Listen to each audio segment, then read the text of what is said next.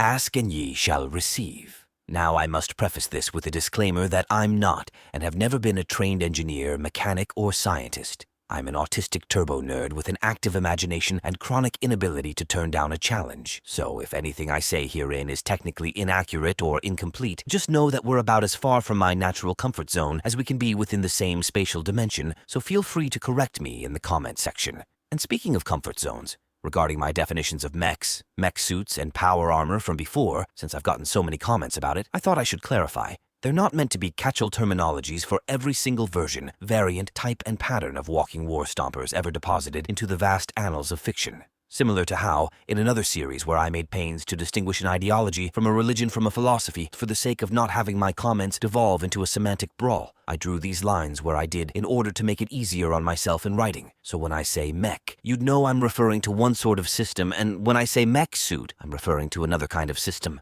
That all being said, for the first entry of this new MechTech exploration series, I'd originally considered making its subject the power plant for hopefully self-evident reasons. However, after giving it a bit more consideration, I decided that since what form that part takes would be entirely dependent on the vehicle's method of propulsion, and as it's also the stickiest note of this whole Atnal opera score, it seemed far more logical to me to make it my first point of attack. In any event, as always, for the sake of not going off on a wild rabbit chase throughout the totality of Wonderland and beyond, I'll be limiting my scope to just those propulsive methods which I feel hold actual promise for the task of driving the limbs of a primarily bipedal war machine, meaning we won't be delving into the realms of experimental composites, magic space materials, or nanomachines, son.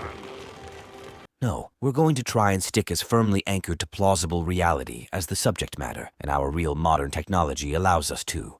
But in order for that to work, we must have a clear and rigid set of parameters. So, what exactly are we looking for here?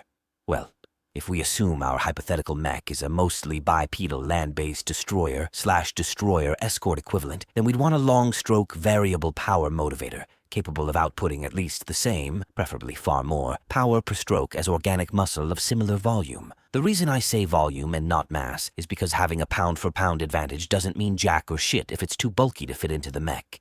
And now, without any further ado, there are 4 main methods for articulating a mechanical war machine, 3 of which I've already touched upon, and a 4th which I was made aware of just the other day by someone in the comments, so thank you to whoever that was. First up, hydraulic cylinders, aka hydraulic rams, actuators, or jacks, which come in 8 main varieties: single and double action, tie rod, welded, high tonnage, telescopic, lightweight, and hollow plunger cylinders.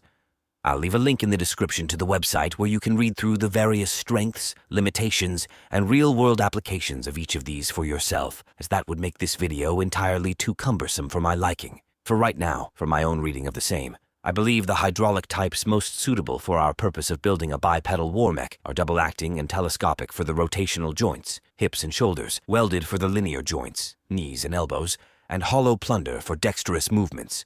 The main problem with all of the above is that they're either expensive, heavy, complex, hard to maintain, or they have a hard trade-off balance between being fast or strong. So if you want both, you're going to need multiple running in parallel, doubling your system's overall complexity, weight, and cost. Next, electric motors. Faster, more precise, and easier to maintain or replace than hydraulics, though they still suffer from the same issue of high torque or high speed. The reason for this being that the relative torque-to-speed ratio is dictated by the servo's gear ratios. In essence, larger, more complex gear setup equals higher torque, but higher torque equals lower RPM, because that's how gears work. And before you think I'm just pulling this out of thin air, the torque-speed ratio is a well-known, and apparently graphable, quantity actual engineers use when selecting motors for a given application. So again, if you want both high torque and high speed, you'll need 2 different sets of actuators geared for separate functions. See the previous section for why this is less than ideal. Third, and most interestingly, artificial muscles, which come in pneumatic and electroactive polymer varieties. The former are similar to hydraulics in that they work by pressurizing fluid within a tube, causing it to expand in one direction and contract in the other. However, unlike hydraulics, pneumatic muscle tubes are fractally scalable. This is essentially how our own muscle fibers operate. Numerous microtubules nested within larger ones, expanding in proportion to the amount of stimulants applied, which in the case of the synthetics would be an electric current rather than chemical agents. As someone in the comments section noted, the advantages of this method are threefold. 1. Having many smaller tubes instead of just one big one means that a single leak doesn't hamstring the entire system. 2.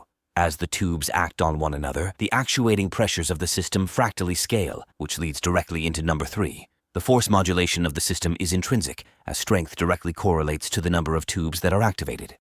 And finally, number 4, capstan drives. A capstan, for those who are unaware, is a helical device used on board ships to haul in the anchors, and a capstan drive is what all the most advanced robots, such as the Boston Dynamics dog, in the world today use for actuators. As you can probably guess, they work via the exponential effects of gear ratios to allow people to apply far greater and more precise force to a problem than they would otherwise be capable of.